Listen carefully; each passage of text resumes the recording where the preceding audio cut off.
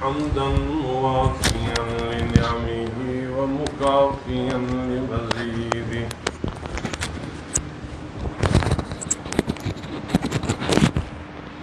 والصلاة والسلام على من بعث بالدليل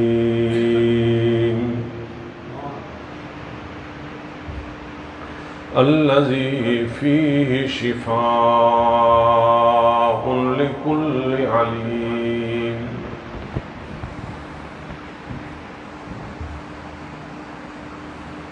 وعلى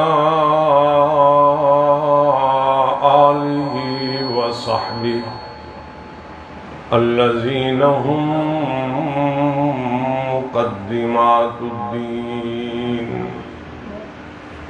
وحجج الهداية واليقين أما بعد أعوذ بالله من الشيطان الرجيم بسم الله الرحمن الرحيم إنا نحن نزلنا الذكر وإنا له لحافظون وقال النبي صلى الله عليه وسلم الماهر بالقرآن مع السفرة الكرام البررة أو كما قال رسول الله صلى الله عليه وسلم اللهم صل وسلم وبارك على أشرف الأنبياء والمرسلين صدق الله وصدق رسوله النبي الكريم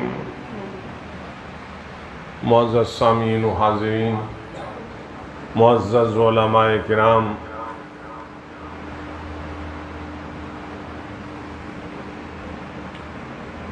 سب سے پہلے میں مبارکباد پیش کرتا ہوں جناب حاجی رب نواز صاحب کو، جن کا لخت جگر، نور نظر، راحت جان، جن کا فرزند عزیز آج اس کامیابی کو پہنچا ہے کہ اللہ کا پاک قرآن کریم کے 30 پاروں کے لیے اس کا دل لوح محفوظ بن گیا ہے۔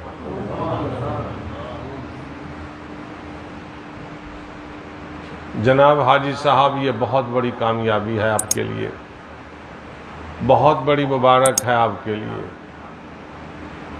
آپ کا بیٹا پائلٹ بنتا اچھی بات ہے، مگر اتنی کامیابی نہیں تھی۔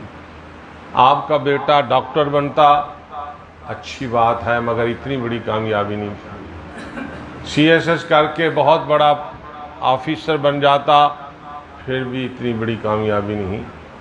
آپ کا بچہ حافظ بنا، یہ اتنی بڑی کامیابی ہے، اور یہ اتنی بڑی عظیم سرٹیفکیٹ ہے کہ دنیا کی PhD، دنیا کی ساری ڈگریاں یہاں رہ جاتی ہیں۔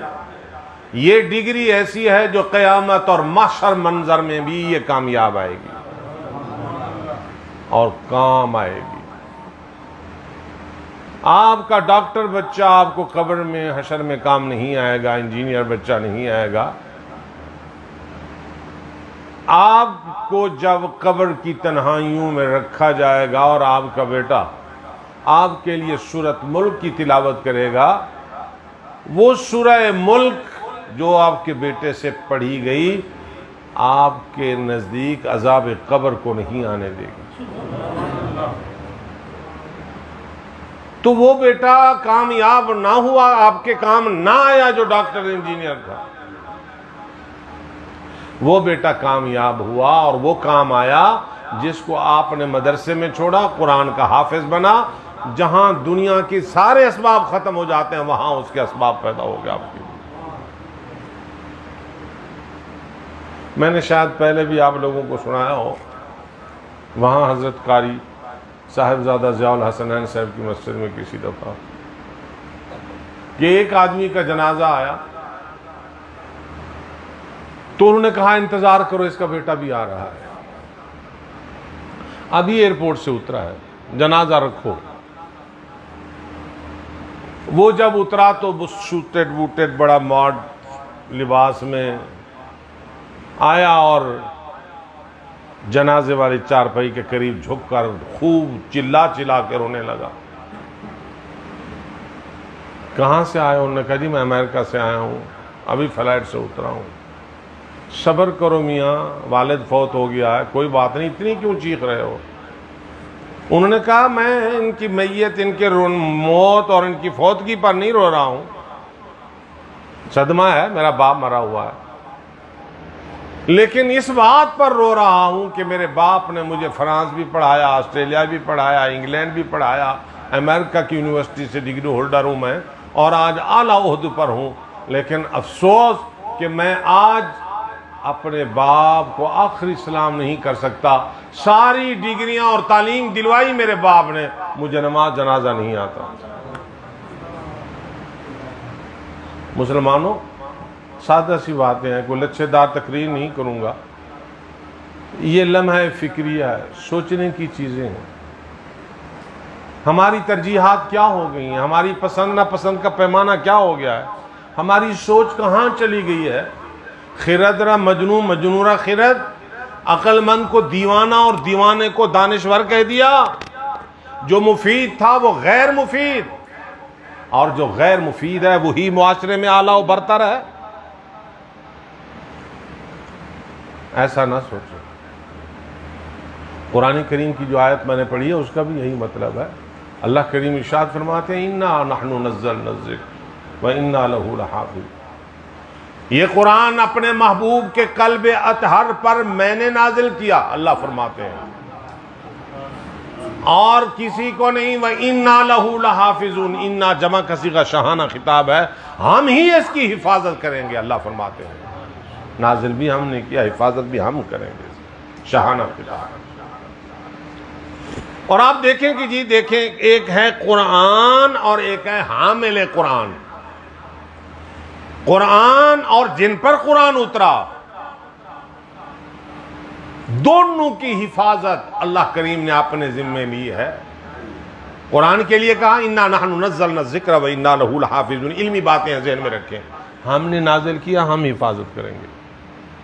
اور اللہ کے پاک حبیب، اللہ نے فرمایا یا ایھا الرسول بلغ ما انزل الیک من ربک، آپ کے ذمے جو منصب نبوت ہے، فرائض اور مشن ہے، آپ پہنچائیں۔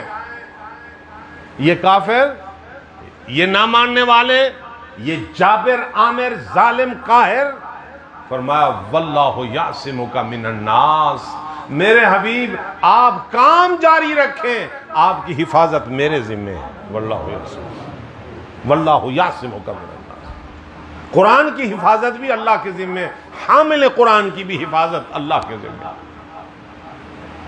اور یہ بھی ذہن میں رکھیں، اللہ قادر ہے۔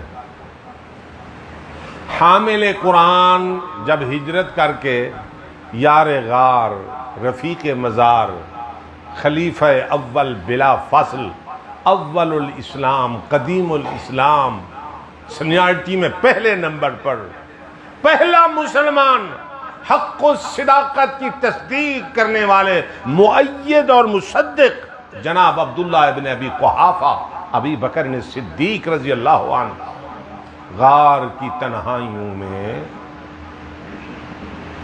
جب آلتی پالتی مار کے چوکڑی لگا کے میرے محبوب کو گود میں لے کر غار کی تنہائیوں میں بیٹھے تھے، اور میرے محبوب کے رخ انور، رخ زیبا پر طاق کے ساتھ اپنی نظروں سے جمالات محمدی کا نظارہ کر رہے تھے، کافر پیچھے آئے۔ اللہ نے جو فرمایا میں آپ کی حفاظت کروں گا، یہ حامل قرآن کو، اللہ چاہتے تو حفاظت کے لیے کہا بھی ابو بکر صدیق رضی اللہ عنہ نے، یا رسول اللہ کھسڑ پھسڑ ہے تو بندے آ رہے ہیں، آواز لگ رہی ہے۔ آپ نے سادہ جملہ فرمایا ما ظنک باثنین اللہ ثالثہما، ابو بکر تیرا ان دو کے بارے میں کیا گمان ہے جن کا تیسرا اللہ ہو؟ اذ یقول لصاحبہ لا تحزن. صحابہ میں واحد صحابی ہیں جناب ابو بکر صدیق جن کی صحابیت کا ذکر قرآن میں ہے. اذ یقول لصاحبہ. اب کیا اللہ تعالیٰ نے حکم دیا مکڑی کو کہ اس غار کے دہانے پر جالا بون لے اپنا. کبوتری کو حکم دیا تو نے یہاں فوراً گھونسلہ بنا کے انڈے دے دینے ہیں. وَإِنَّ أَوْهَنَ الْبُيُوتِ لَبَيْتُ الْعَنْكَبُوتِ. تمام خلائق جتنی گھونسلے بناتی ہیں گھر بناتی ہیں سب سے زیادہ کمزور مکڑی کا جالا ہے. یوں کریں ہاتھ کو لپٹا ہوا کر. اب وہ آئے دیکھا وہ یار بے وقوف ہو یہ تو ویران غار نظر آتی. نہیں ادھر گئے کھوجی نہ گئے ادھر گئے. وہ یار غار پر دیکھو جالا بنا ہوا ہے. بندہ جاتا گھستا تو وہ جالا تو نہ ہوتا. وحوش طیور پرندے نے انڈے دیے ہوئے عقل ماری گئی ہے تمہیں نہیں ہے ادھر. اللہ احکم الحاکمین نے حامل قرآن کی حفاظت سب سے کمزور مخلوق سے کرائی. کبوتری سے, مکڑی سے جالا. اللہ چاہتے تو دیو کھڑا کر دیتے, اللہ چاہتے جن لگا دیتے, اللہ چاہتے ہیبتناک مخلوق کھڑی کر دیتے, اللہ چاہتے فرشتے کو حکم دے دیتے. ایسے طاقتور فرشتے جن کی ایک چنگاڑ سے طاقتور قوم عاد قوم سمود کانہم اعجاز نخل خاویہ کھجور کے تنوں کی طرح مرے پڑے تھے. نہ فرشتہ لگایا نہ جن لگایا نہ دیو پری لگائے کچھ بھی نہیں. کمزور خلائق سے اللہ نے حامل قرآن کی حفاظت فرمائی. اور قرآن کی حفاظت جاگیردار, زردار, سرمایہ دار, دولت مند, امیر کبیر, وزیر مشیر, کسی بڑے آدمی سے اللہ پاک نے قرآن کی حفاظت نہیں فرمائی.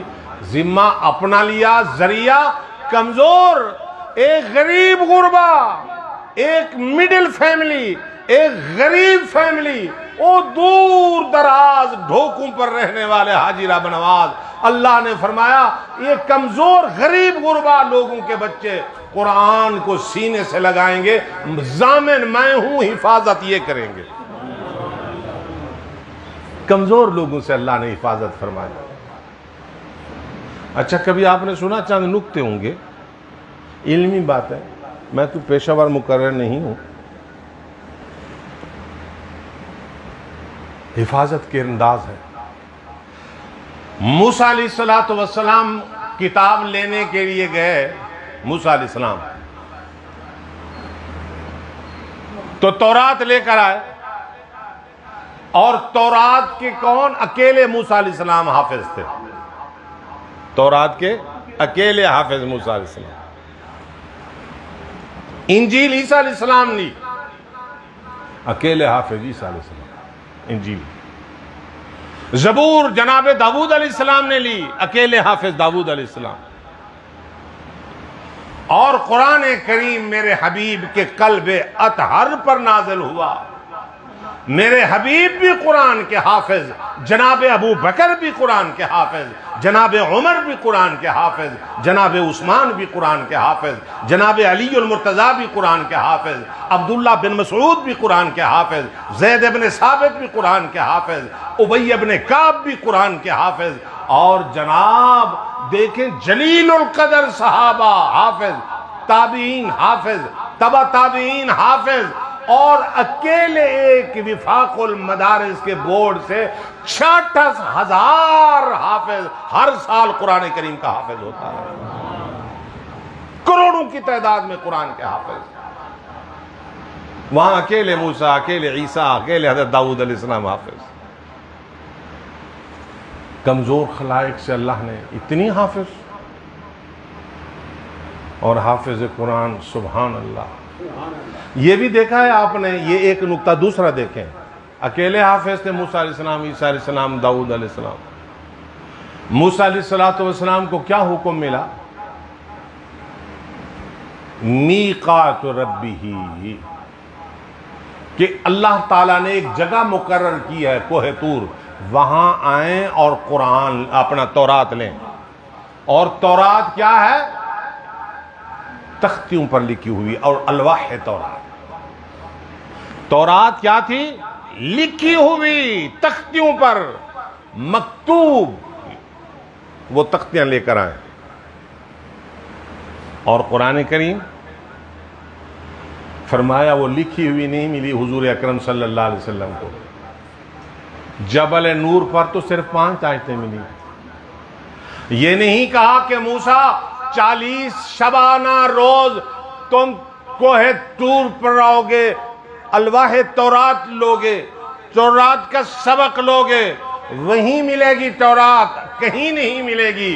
कुर्बान जाऊं, कुरान भी शान वाला और हामिल कुरान भी शान वाला। मेरे महबूब की बारी आई तो फरमाया मेरे मदनी आप मक्के में हैं, जिब्रील कुरान मक्के में लेकर आएगा, सूरत मक्की होगी। आप मदीना में हैं, जिब्रील मदीना में लेकर आएगा कुरान, सूरत मदनी होगी।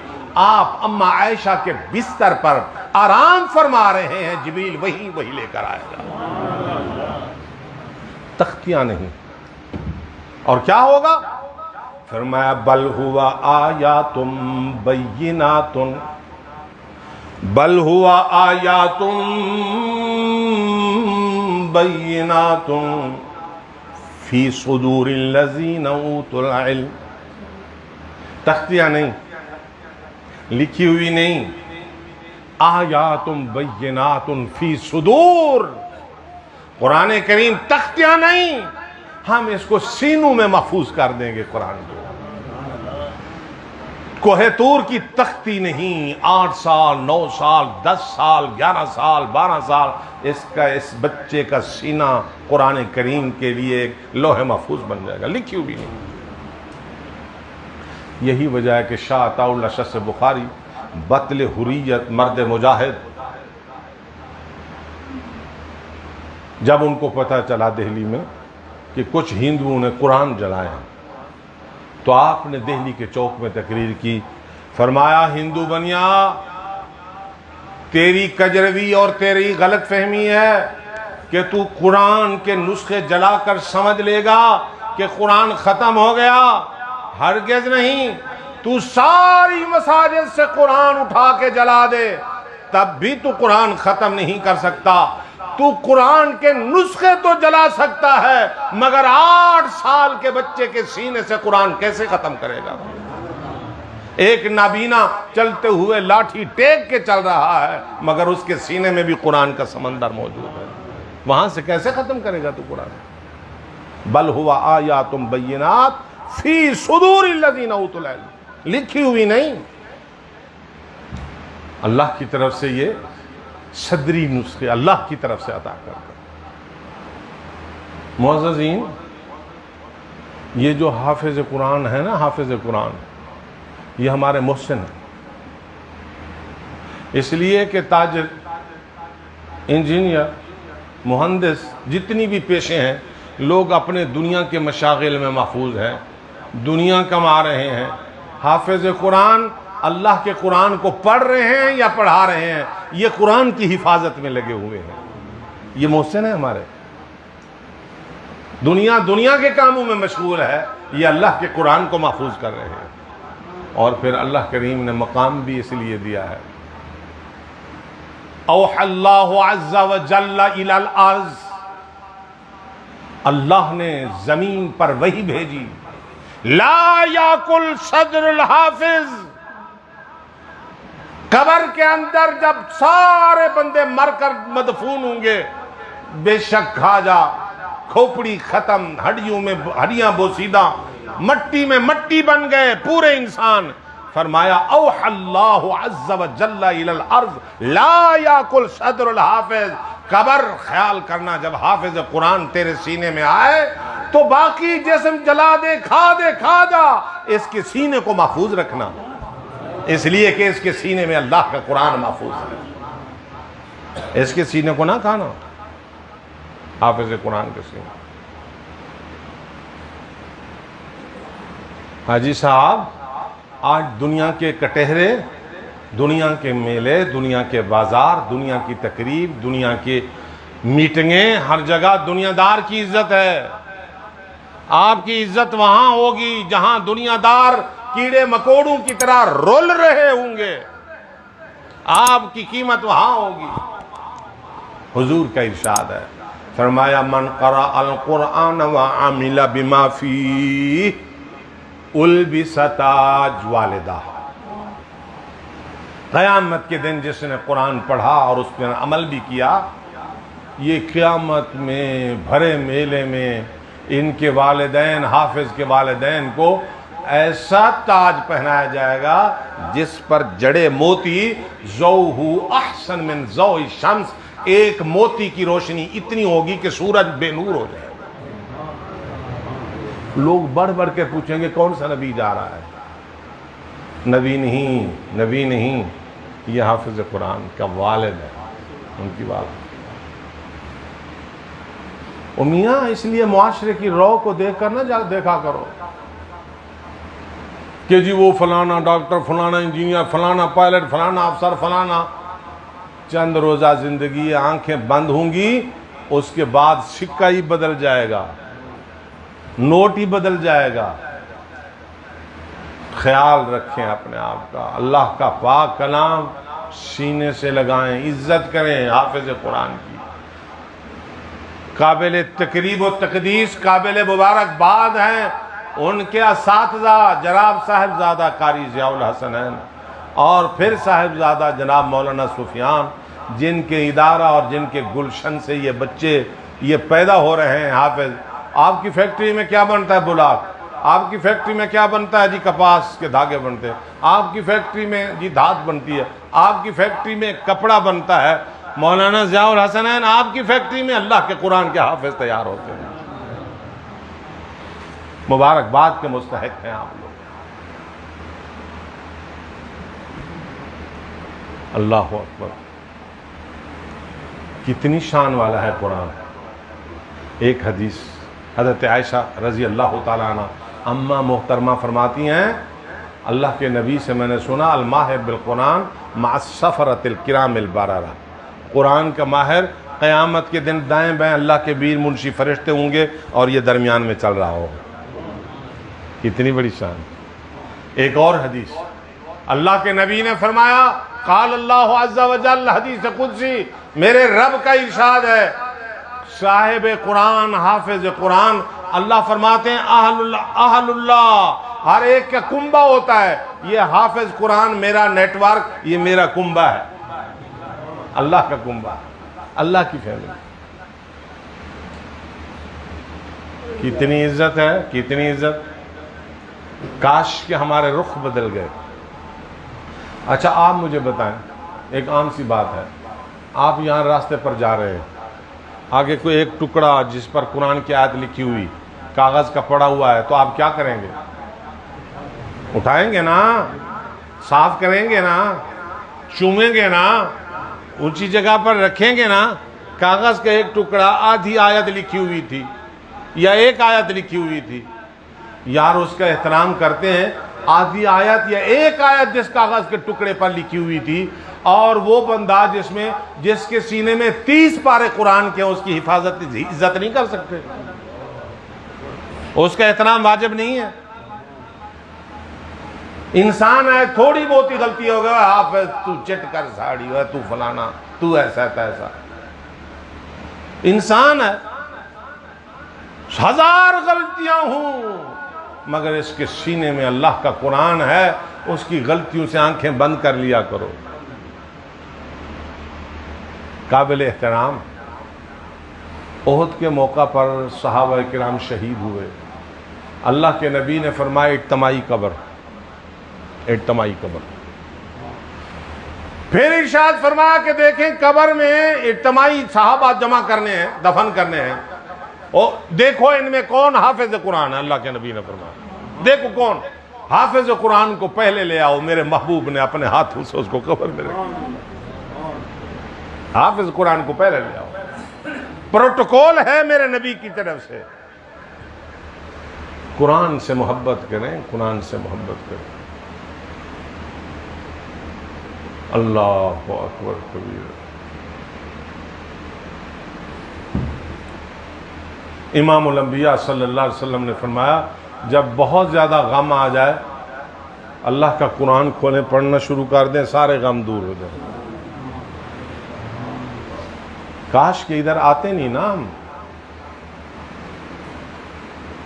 حضور اکرم صلی اللہ علیہ وسلم کی دعاؤں میں سے بس یہ حدیث سنا کر، یہ چند حدیثیں سنائیں، تقریر وقرین علماء سے سننا. حضور کی دعا،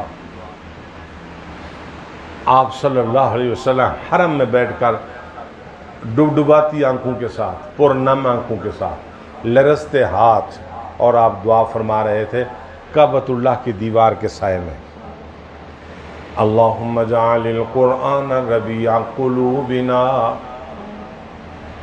اللہم اجعل القرآن ربیع قلوبنا ونور ابصارنا وجلاء احزاننا وذہاب ہمومنا یا رب العالمین. اے اللہ، قرآن کو میرے دل کی بہار بنا دے، قرآن کو نور ابصارنا، میری آنکھوں کا نور بنا دے، قرآن جلاء احزاننا، میرے غموں کو دور کرنے کا ذریعہ بنا دے، آنس وحشتنا فی قبورنا، قبر کی تنہائیاں قرآن سے دور کر دے. ایک دفعہ بڑے اداس بیٹھے تھے رسول اللہ صلی اللہ علیہ وسلم. صحابہ میں بڑے قاری حضرت زید بن ثابت، حضرت ابی بن کعب، حضرت عبداللہ بن مسعود رضی اللہ عنہ، یہ بڑے قاریوں میں سے تھے. حضور نے فرمایا یا ابن مسعود، یہ حضرت عبداللہ بن مسعود حضرت عائشہ کے بھانجے تھے. اکثر زندگی ان کی اما عائشہ خالہ کے پاس رہے گی، اور الحمدللہ فقہ حنفی ان کی زیادہ روایتیں جناب عمر رضی اللہ عنہ سے ہیں اور حضرت عبداللہ بن مسعود رضی اللہ عنہ سے. ہمارے غیر مقلد بھائی کہتے ہیں اس کا تو قد چھوٹا تھا، ان کو کیا پتا تھا نماز پڑھنے کا کہ رفع دین کرنا نہیں کرنا. ہم ان پہ وہ بدبخت تو ساری زندگی یہ پیچھے رہے، پہلی صف میں نہیں آ سکتے تھے. اور اس سے کہتے ہو ان کو کیا پتا حضور کی نماز کا، جو فرماتے ہیں میری زندگی کا اکثر حصہ نبی کے پاس گزرا، اما عائشہ خالہ عائشہ کے پاس میں رہا ہوں، جہاں تازہ وحی اترتی تھی حضور اٹھ کر اما عائشہ کو بتا دے، میری خالہ ہمیں بتایا کرتی تھی.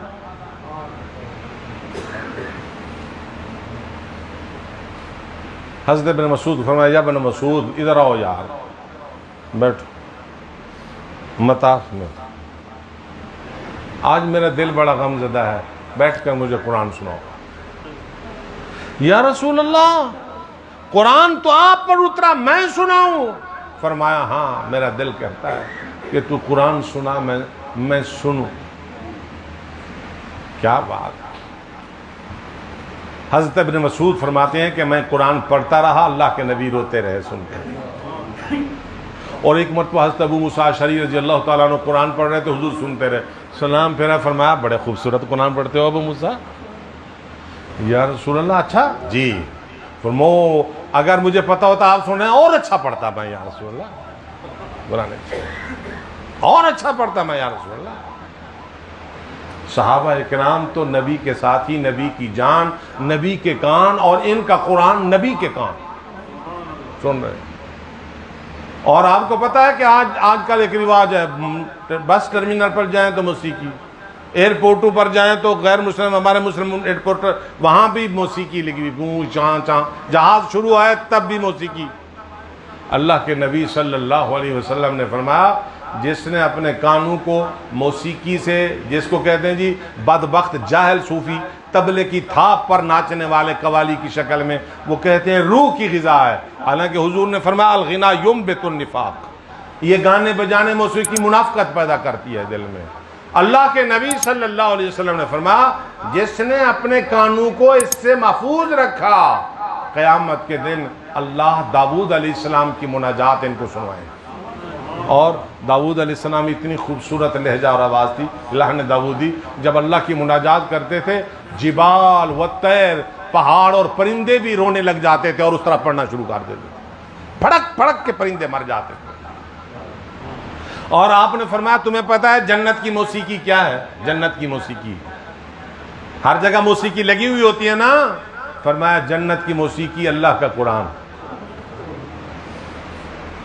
ایک مرتبہ حضور اکرم صلی اللہ علیہ وسلم جب وہ معراج سے تشریف لائے، حضور کے خادموں میں ایک تو حضرت انس رضی اللہ عنہ تھے۔ بآخری حدیث سنا کر دعا کرو۔ تھک تو نہیں گیا آپ لوگ؟ میں بوڑھا بھی ہوں، بیمار بھی ہوں، آپ کے ساتھ بیٹھا ہوں، آپ کیوں تھک جائیں گے؟ حضرت ربیہ بھی آپ کے خادم تھے رضی اللہ عنہ، حضرت انس کی طرح۔ نبی معظم صلی اللہ علیہ وسلم نے فرمایا سل یا ربیہ، بڑی خدمت کرتے ہو، بڑا اچھا وضو کراتے ہو یاد، مانگ۔ کیا مانگتا ہے ربیہ؟ رحمت نبوت جوش میں آئی۔ انہوں نے یہ نہیں کہا کہ اے اللہ کے پاک پیغمبر، کوئی ہیرے، کوئی جوہر، کوئی کوٹھی، کوئی دولت، کوئی مال، کوئی۔ صحابہ کا یہ مزاج نہیں تھا۔ کہنے لگے اسألک مرافقتک فی الجنت یا رسول اللہ، کچھ بھی نہیں چاہیے اب یہاں جب آتے ہیں گھر سے، باہر سے، بازار سے، کام سے، کھیتوں سے، پہاڑ سے اتر کر، سفر سے، یا رسول اللہ آ کر آپ کا رخ انور دیکھتے ہیں، ساری تھکاوٹیں ختم ہو جاتی ہیں، ہار اٹھتی ہوئی نگاہ آپ کے رخ انور پر۔ وہاں جنت میں آپ کے اونچے مقام ہوں گے۔ آپ نے فرمایا مانگ کیا؟ اتنی مانگتا ہوں جنت میں آپ کا پڑوس، یہاں خدمت کرتا ہوں، ادھر بھی خادم رکھ لینا یا رسول اللہ، وہاں بھی خادم رکھ لینا یا رسول اللہ۔ آپ نے فرمایا ربیہ ایک بات بتاؤں میں تمہیں؟ بتائیے یا رسول اللہ۔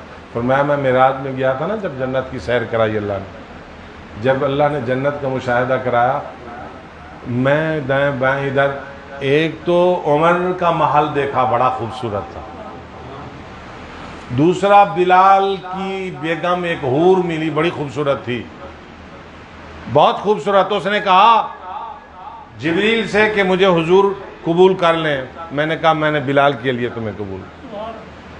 وہ یوں کہنے لگی کہ بلال بلال بلال کے تذکرے تو ہمیں۔ فرمایا تو یوں کر رہی ہے، پتہ نہیں میرا بلال بھی تمہیں قبول کرتا ہے کہ نہیں کرتا۔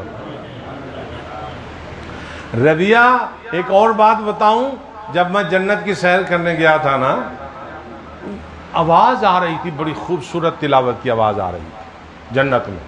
میں جس محل سے گزرا اور جدھر سے گزرا جنت میں خوبصورت تلاوت اور وہی آواز تھی، بڑی پیاری آواز تھی۔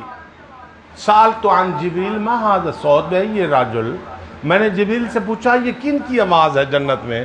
ہے تو قرآن نا، کس کی آواز میں؟ بڑا خوبصورت۔ فرمایا اے حبیب مکرم، یہ آپ کا خادم خاص ربیہ کی آواز میں اللہ نے جنت کی موسیقی لگا رہی۔ ربیہ تیری آواز میں قرآن سن کر آیا ہوں، تیری آواز میں جنت کی موسیقی۔ قرآن سے عشق لگائیں، قرآن سے پیار کریں۔ مسلمانوں آج اگر آپ قرآن چھوڑ دیتے ہیں تب ہر طرف سے جوتے کھا رہے ہیں۔ بدمست ہاتھی کی طرح ہمارے ملکوں میں بدماش کافر گھس آتے ہیں،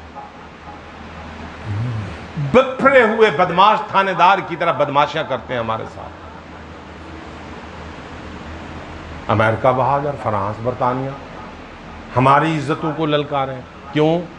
اللہ کے قرآن کو چھوڑ دیا۔ حضرت عمر رضی اللہ تعالیٰ فرماتے ہیں یرفع بہذا الکتاب اقواما ویضع بہ آخرین، یا جب قوم قرآن کو سینے سے لگاتی اللہ اس قوم کو اونچا کر دیتے، اور جب چھوڑتی اللہ اس کو ذلیل کر دیتے۔ اور یہ قرآن کیا چیز ہے؟ فرمایا حبل اللہ، یہ اللہ کی رسی ہے، طرفہ بید اللہ۔ آخری حدیث سنا رہا ہوں، اس رسی کا ایک کنارہ اللہ نے پکڑا ہوا ہے، قرآن کا۔ قرآن کریم رسی ہے، اس کا ایک کنارہ بید اللہ، اللہ نے پکڑا ہوا ہے، اور دوسرا کنارہ مسلمانوں پکڑ لو اس کو۔ جب اس کو تم پکڑ لو گے کبھی کبھی کبھی ناکام نہیں ہوں گے، اس لیے کہ یہ اوپر والا کنارہ جو تمہارے رب کے ہاتھ میں ہے، طرفہ بید اللہ و طرفہ بایدی۔ تو اس لیے قابل تبریک ہیں مدرسے والے، قابل تبریک ہیں حاجی رب نواز صاحب، قابل تبریک ہیں حاجی رب نواز صاحب کی بیگم محترمہ، قابل تبریک ہیں ان کے متوسلین، متعلقین، رشتہ دار، بہت سارے رشتہ دار جن پر کرتوتوں کی وجہ سے جہنم واجب ہوگی. یہ گھیسے پھیٹے چھوٹے چھوٹے یہ کمزور سے مکڑے یہی حفاظت یہی شفاعت کرا کے جہنم سے آزاد کرا دیں گے. اللہ تعالیٰ مجھے اور آپ کو اللہ کے پاک کلام کی قدر کی توفیق عطا فرمائے. اور حافظ قرآن قاری صاحبان آپ بھی اپنی عزت کریں. ابن قیم حنبلی ہے, ان کی ایک بڑی خاص بات ہے. فرمایا جو بندہ کسی دنیا دار کو دیکھ کر کہے کہ یار کیا بات ہے اس کی, کسی کے گھر کو دیکھ کر کہ واہ بنگلہ, فرمایا اس نے قرآن کی توہین کی. اس لیے کہ تیرے سینے میں قرآن